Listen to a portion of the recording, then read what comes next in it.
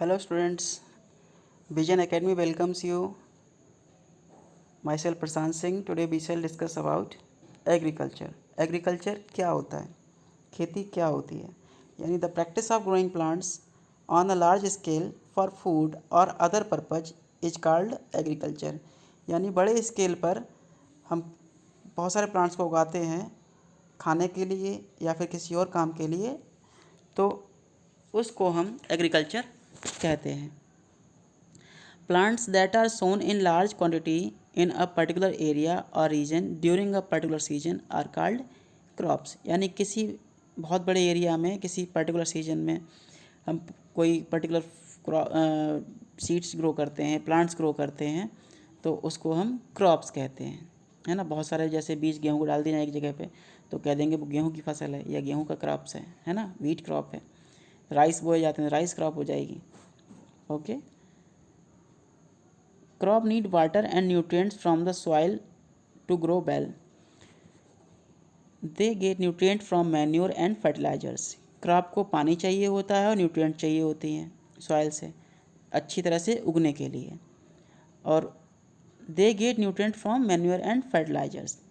उनको न्यूट्रिएंट्स कहाँ से मिलते हैं? मैन्योर से और फर्टिलाइजर्स से. Fertilizers are specific in their action and provide one or more particular nutrients. Fertiliser क्या होता है? एक तरह की खाद होती है जो मैन मेड होती है ना. जैसे यूरिया है, डीएपी है, पोटास है, तो उनमें एक पर्टिकुलर आइटम ज़्यादा होता है. किसी में यूरिया ज़्यादा होती है, किसी में नाइट्रोजन ज़्यादा होती है, किसी में फास्फोरस ज़्यादा होती है, किसी में पोटास ज़्यादा होती है. तो अलग अलग क्रॉप्स के लिए अलग अलग चीज़ चाहिए होती है जो हम वहाँ पर डालते हैं. ओके. और मैन्योर क्या है? Manure generally improve the soil fertility by increasing humus content.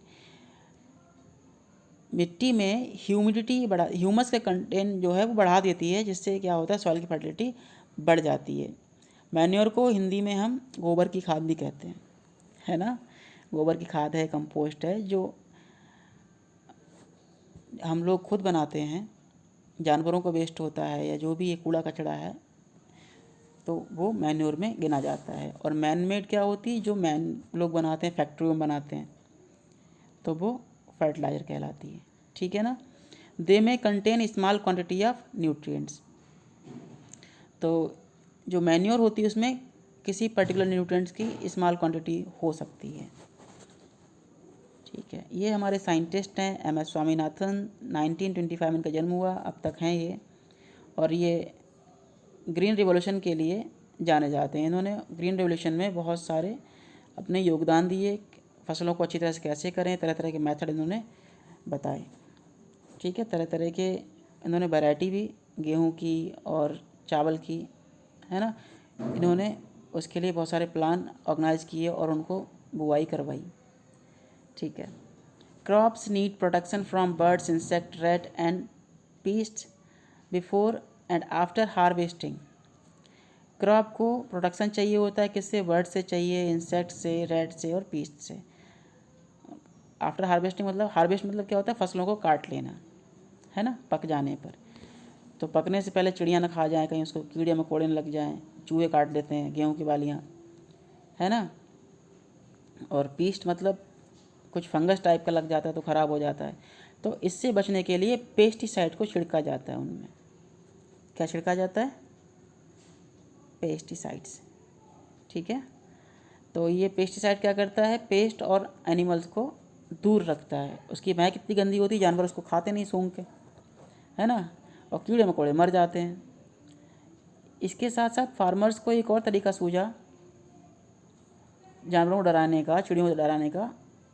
Square crow, यानी एक पुतला खड़ा कर देते हैं, कपड़े पहना के, सर पे मटकी रख दी उसके, है ना. तो वो डरावना सा लगता है, तो उसको हम स्केयर क्रो कहते हैं. वो चिड़ियों से बचने के लिए फसलों में गाड़ देते हैं, है ना. जिससे चिड़ियों को लगता है कोई ना कोई इस खेत में खड़ा हुआ है तो हम नहीं जाएंगे, डर जाती हैं वो, है ना. तो ये भी एक अच्छा मेथड है. तो एग्रीकल्चर के क्या क्या स्टेप होते हैं? पहला है द फील्ड इज प्लॉट. खेत को जोता जाएगा. देखो यहाँ पे ट्रैक्टर से खेत जोत रहे हैं. दूसरा है मैन्योर और fertilizer added to the soil. यहाँ पर खाद और फर्टिलाइज़र को ऐड किया जा रहा है ना. थर्ड स्टेप में सीड आर सोन, ये सीड को ज़मीन में बो रहे हैं। मेथड भाई इनका गलत लग रहा है बिल्कुल। देखो डब्बे में लिया और एक जगह डाल रहे हैं, ये गलत है ना। सीड को फैला के डालना चाहिए दूर दूर, जब भी तो अच्छी सीड क्रॉप ग्रो होगी, है ना। फिर अगला है क्रॉप्स आर इरीगेटेड, यहाँ पानी दिया जा रहा है। देखो ये छोटे छोटे फुब्बारे लगे हुए हैं। फुब्बारों से सिंचाई करने को हम स्प्रिंकलर मेथड कहते हैं। क्या? स्प्रिंकलर मेथड, इस मेथड से सिंचाई करने को। फिर क्या करना है, उनमें आपको दवाई छिड़कनी होगी। कौन सी? पेस्टिसाइड छिड़कना होगा, पेस्टिसाइड, है ना। कुछ केमिकल्स डाले होंगे तो जिससे कि कीड़े मकोड़े या तो बदबू से भाग जाएंगे और छोटे छोटे होंगे वो मर जाएंगे। तो पेस्टिसाइड छिड़कने के बाद जब फसल पक जाती है तो उसको यहाँ पर काटा जा रहा है। तो क्रॉप्स आर हार्वेस्टेड। तो ये मेथड होता है क्रॉप्स को ग्रो करने का, एग्रीकल्चर करने का। ये स्टेजेस होती हैं एग्रीकल्चर की, ठीक है ना। फिर in hilly regions people grow crops by cutting steps into mountain side, this is known as step farming और टेरेस फार्मिंग। तो पहाड़ों पर लोग पहाड़ को काट के, देखो यहाँ पर दिख रहा है आपको, बिल्कुल इस तरह सीढ़ियाँ बना लेते हैं। तो सीढ़ियों के ऊपर ही बुवाई करते हैं। इसको हम स्टेप फार्मिंग कहते हैं या टेरेस फार्मिंग भी कहते हैं। इसको समझने के लिए आप ये छोटा सा वीडियो देखो। आज हम आपको इस वीडियो में स्टेप फार्मिंग और सीढ़ी नुमा खेती के बारे में बताएंगे कि किस तरह से उत्तराखंड के पहाड़ों में और सभी पहाड़ी क्षेत्रों में खेती की जाती है। जी हाँ दोस्तों, पहाड़ी इलाकों में पहाड़ों को सीढ़ी नुमा फॉर्म देकर पहाड़ों को कटिंग करके खेती की जाती है, क्योंकि वहाँ पर समतल जमीन नहीं होती है, इसलिए यहाँ पर खेती करना बहुत ही मुश्किल हो जाता है।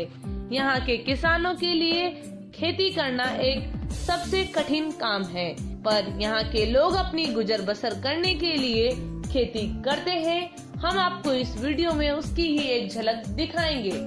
यहाँ पर खेती करना पूरी तरह से बारिश के ऊपर निर्भर रहता है, क्योंकि बारिश के अलावा सिंचाई करने का, खेतों को पानी देने का कोई और ऑप्शन नहीं होता है।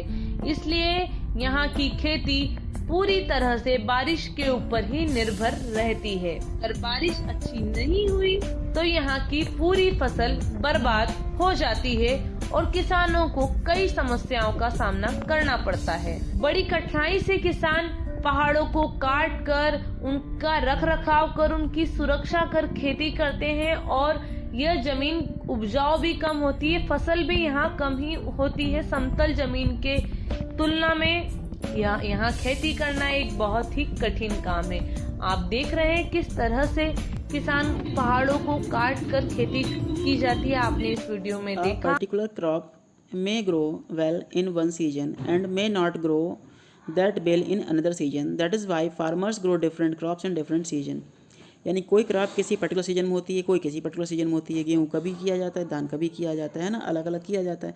कभी मक्का बोया जाता है तो कभी धान, कभी गेहूँ, इस तरह से इनका सबका अलग अलग सीजन होता है। जैसे तरबूज खरबूज तो इस टाइम आ रहे हैं, आते हैं ना, सर्दियों में तो नहीं मिलते। तो हर फसल का अपना अपना सीजन होता है। तो इंडिया में crops grown from June to October are known as kharif crops. जब इंडिया में जून से लेकर अक्टूबर में तक जो फसल उगाई जाती है उसको हम खरीफ क्रॉप कहते हैं। और ये जो क्रॉप है वो मानसून रेन पर डिपेंड रहती है, जैसे राइस है और मेज है। Crop grown from November to April are called rabi crops. वह क्रॉप जो नवंबर से लेकर अप्रैल तक बोई जाती है उसको हम रबी क्रॉप्स कहते हैं। These crops do not depend on the monsoon rain. ये क्रॉप जो है मानसून रेन पर डिपेंड नहीं करती है, यानी वर्षा, इसको ज़रूरत नहीं कि वर्षा हो भी या ना भी हो, है ना। इनका एग्जाम्पल है वीट और लेग्यूम्स। वीट तो पता होगा गेहूँ को कहते हैं, लेग्यूम जौ को कहते हैं। ओके, तो आज का वीडियो कैसा लगा आप हमें ज़रूर बताइएगा।